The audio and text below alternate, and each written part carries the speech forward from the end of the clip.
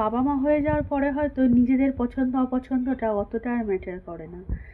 তখন কি খেতে ভালোবাসি, কি পড়তে ভালোবাসি, এগুলো বোধহয় খুব একটা তখন আসে না।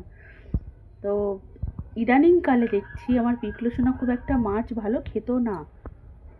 ডিম, মাংস বা আলু সিদ্ধ, ঘি এগুলো দিলেও, বিশেষ করে ডাল, আলু সিদ্ধ, ঘি এগুলো দিলেও বেশি ভালো ভাত খেত।